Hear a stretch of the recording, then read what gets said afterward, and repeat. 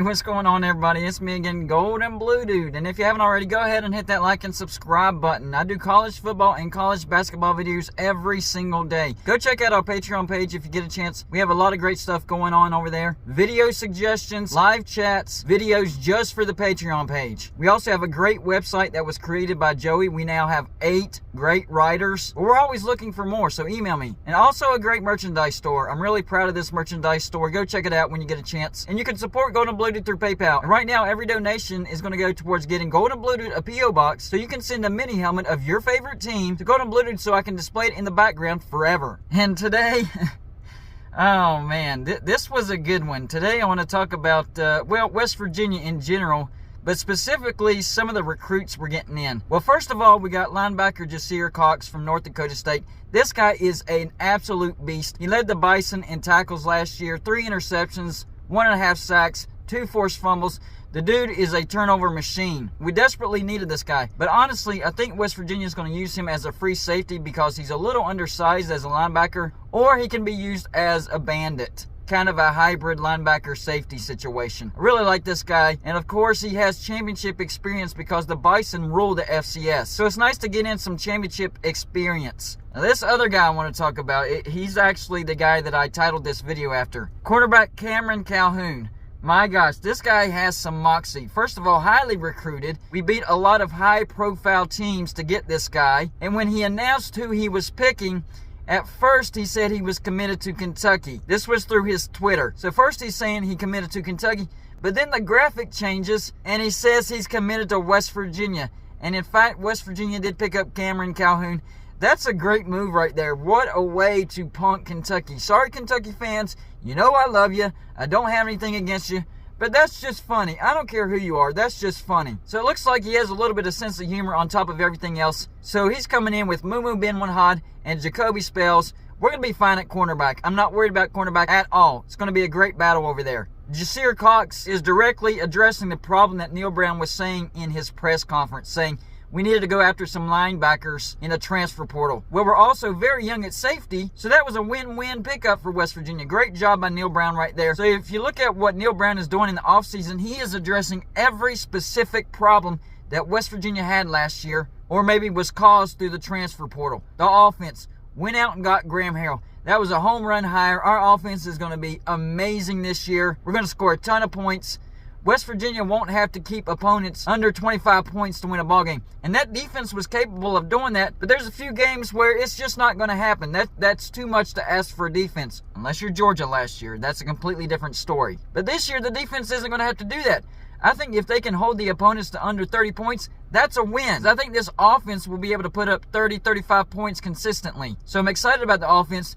The defense, never worried about. I mean, we did lose in the transfer portal, but some of those guys were banged up, injured, weren't producing anyways. So I'm excited about the defense. It could be much better this year as well. And I think our return game is going to be great too, because Neil Brown said ever since he let go of the reins of the offense, he's going to focus on the special teams, and he is recruiting fast players. That is the big thing around Morgantown right now. Neil Brown is recruiting speed all the way. So West Virginia is going to be one of the fastest teams in the nation. I mean, look at the upgrade at running back. No offense to Lady Brown.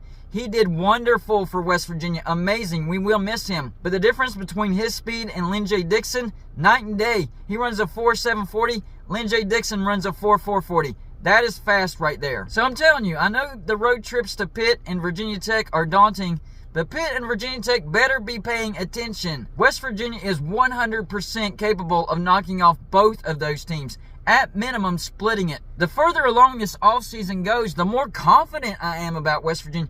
I was not expecting to have that feeling, especially after the transfer portal. But the moves that Neil Brown is making in Morgantown is flat out amazing. Top-notch coach. We're going to see a big difference in West Virginia. Maybe we can sniff 10 games. I mean, I knew that was a far-fetched dream, but the moves he's making, it might be doable. Now, that's not what I'm predicting. Don't twist my words. But I'm saying, man, it doesn't seem all that far out of reach. And I was actually mistaken about JT Daniels. He didn't visit West Virginia this past weekend. It's actually going to be the first weekend of April 3rd. Great quarterback battle going to go on. Nico Markle, Garrett Green, Will Crowder. Everybody's saying, man, these guys are doing way better than what they did last year. Where do these guys come from? Well, they're getting confidence from Graham Harrell. That's how big of a move that was for West Virginia. Huge pickup, instilling confidence. Remember, he used to be a former quarterback for Texas Tech, so he knows exactly how to address quarterbacks. He knows the lingo, he knows the body language, he knows the ins and outs of quarterbacks, and he's passing it on to these quarterbacks, and they're gaining confidence, and they're looking good in spring practice. You add in JT Daniels, my gosh, West Virginia could have a top 10 offense in 2022. So things are definitely looking up for West Virginia for 2022. But man, you gotta laugh at Cameron Calhoun. That is a funny move right now. I know Kentucky fans probably not all too happy, but if the roles were reversed, you'd be laughing too, and I'd be mad as well. So it is what it is. You got to take it for what it is. West Virginia beating some big-time teams to get these recruits. I mean, Jacoby Spells, that cornerback from southern part of Florida, 4-star, almost 5-star cornerback. We went in the backyard of the Hurricanes and snatched him. Yes, they were 100% going after him. And another funny thing about Cameron Calhoun is 247 had him going to Kentucky.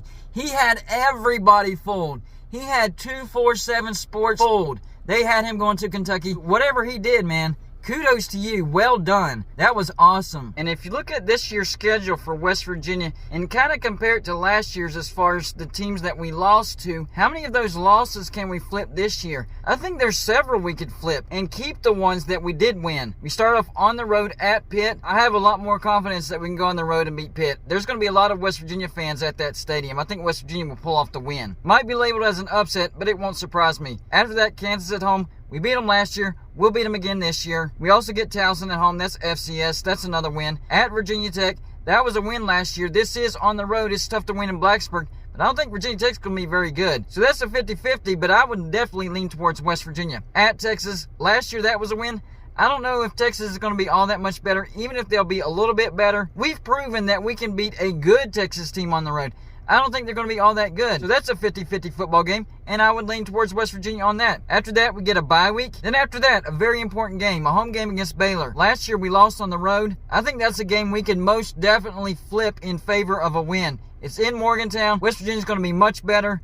Baylor's going to have to score a lot of points to beat West Virginia this year in Morgantown, and I don't think it's going to happen. After that, a road trip to Texas Tech. That was a loss last year. It is on the road, but Texas Tech, a lot of questions, a whole new coaching system coming in. That one definitely can be flipped. I still have it as a 50-50, but leaning towards West Virginia heavily. After that, we get TCU at home. That was a win last year. It'll be a win again this year. Then on the road to Iowa State. That was actually a win in Morgantown last year. That's actually a losable game. It's on the road. I still have it 50-50, but Ames, Iowa, that's a tough place to win. After that, Oklahoma at home. Last year, we lost on the road, but only by 3 points. This year, it's at home. I'm flipping it. I think West Virginia pulls off the win there. We also get Kansas State at home. That was a loss last year. It's in Morgantown. I'm most definitely flipping that one. I think we win against Kansas State easily, honestly. That could turn out to be a blowout. Then finally, on the road to Oklahoma State, we lost to them at home last year. I still think we lose this year, though. That's the only game that I'm not flipping. All the other games, I'm either flipping to a straight win or I'm flipping to at least a 50-50 football game, leaning towards West Virginia. So let me know in the comments section whether you're a West Virginia fan or whether you're not. Your confidence level in West Virginia being a better team in 2022. Is it about the same? Is it going up? Or is it going down? I look forward to your comments. That's all I got for you for this show. Like and subscribe if you haven't already. And I'll see you on my next show.